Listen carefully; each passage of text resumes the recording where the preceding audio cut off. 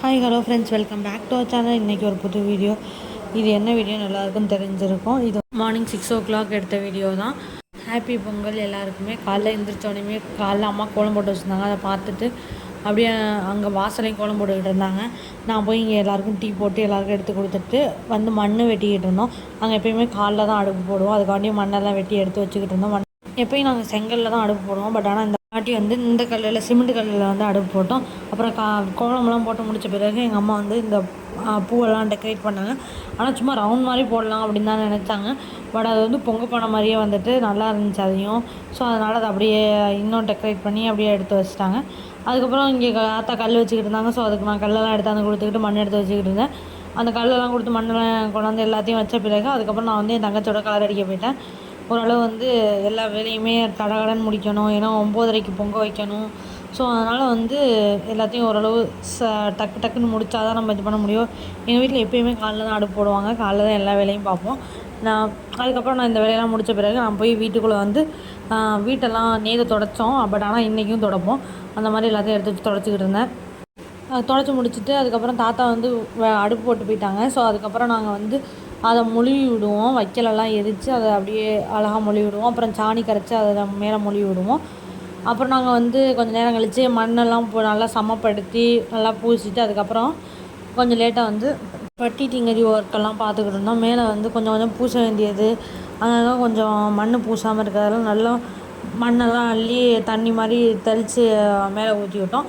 அப்புறம் அந்த வேலையெல்லாம் முடித்த பிறகு மேலே வந்து அந்த வைக்கலை எரித்து வச்சுருந்த அந்த கறி எடுத்து மேலே பூசி விட்டோம். அப்படி பூசினா தான் அது வந்து நல்லா பிளாக்காக அப்புறம் வந்து ஓரளவு ஃபினிஷ் ஆன மாதிரி இருக்கும். அது அப்படி தான் எப்போயுமே வருஷம் வருஷம் செய்கிறாங்க. அது எதுக்கு செய்கிறாங்கன்னு எனக்கு தெரியாது. உங்கள் வீட்டிலலாம் அந்த மாதிரி செய்கிறாங்க? எப்படியெல்லாம் அடுப்பு போடுவீங்க, எப்போ அடுப்பு போடுவீங்க அப்படின்னு சொல்லி கமெண்ட் பண்ணுங்கள். அப்புறம் வந்து எப்படி நீங்கள் அடுப்பு மொழுவி போடுவீங்களா? இல்லை சில பேர் சூட் அடுப்பு தான் வைப்பாங்க.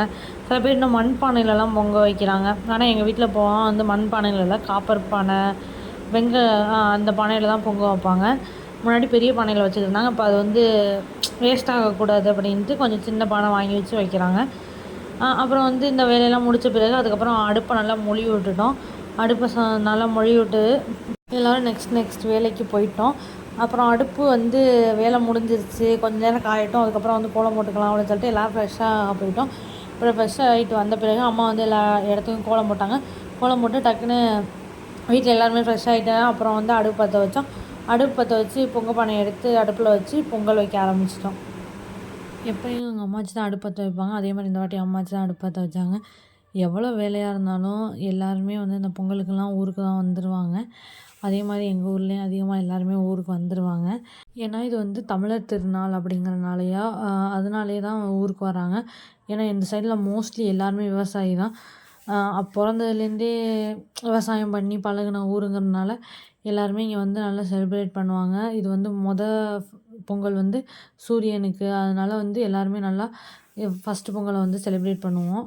அப்புறம் அடுத்த நாள் வந்து மாட்டுக்கு அப்படிங்கிறனால அடுத்த நாள் மாட்டு பொங்கல் செலிப்ரேட் பண்ணுவோம். 3வது நாள் வந்து கண்ணு பொங்கல்.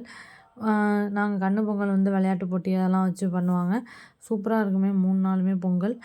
அது வந்து இந்த பொங்கல் வந்து எல்லாருக்கும் வந்து ஒரு எமோஷன் அப்படின்னே சொல்லலாம். ஏன்னா எல்லாருமே ஊருக்கு வரணும் அப்படிங்கிற ஒரு நிறைய எதிர்பார்ப்போடு ஊருக்கு வருவாங்க. இந்த பொங்கலுக்கு போய் இது பண்ணணும் அது பண்ணணும் அப்படின்னு சொல்லிட்டு.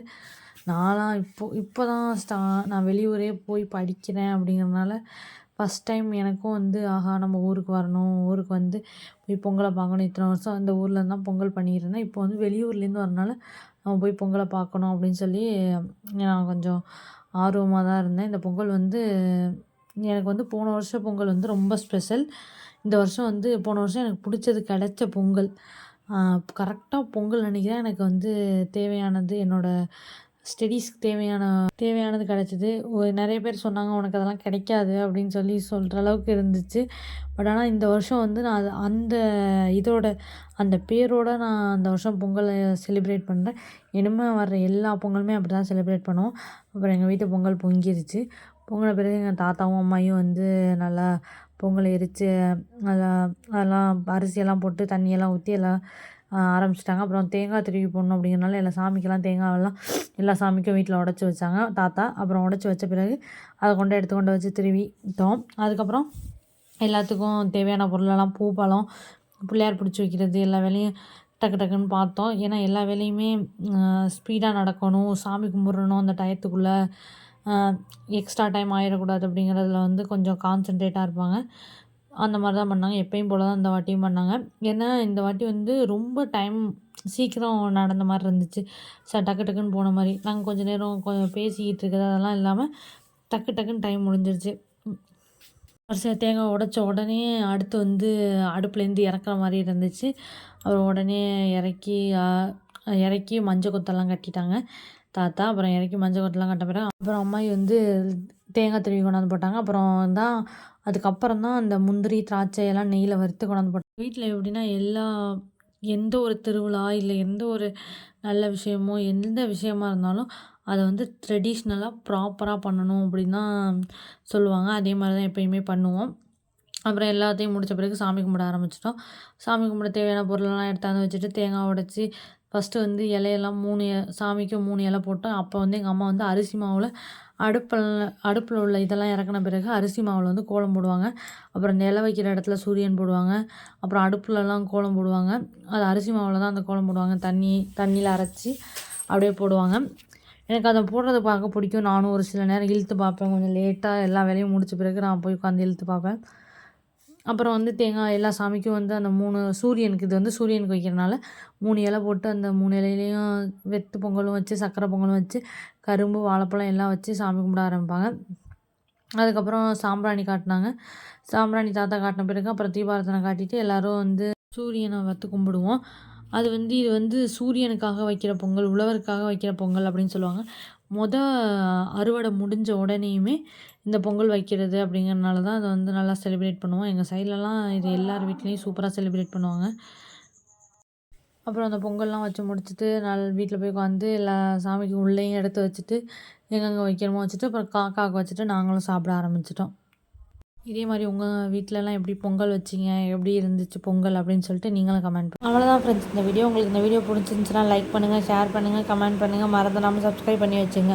அப்போ தான் நான் போகிற வீடியோ உங்களுக்கு நோட்டிஃபிகேஷனில் வந்துக்கிட்டே இருக்கும். Bye friends. நெக்ஸ்ட்டு இன்ட்ரெஸ்டிங்கான வீடியோவில் மீட் பண்ணுறேன். நெக்ஸ்ட்டு என்ன வீடியோன்னு உங்களுக்கே தெரிஞ்சிருக்கும். அடுத்த மாட்டு பொங்கல் வீடியோ தான். அது இன்னும் கொஞ்சம் இன்ட்ரெஸ்டிங்காக இருக்கும். கண்டிப்பாக மறக்காமல் அதையும் பாருங்கள். நீங்கள் பார்க்குறவங்க எல்லாம் சப்ஸ்கிரைப் பண்ணிட்டு பாருங்கள். வீடியோவோட எனக்கும் இன்ட்ரெஸ்டிங்காக இருக்கும். Bye friends. நாளைய வீடியோவில் மீட் பண்ணலாம்.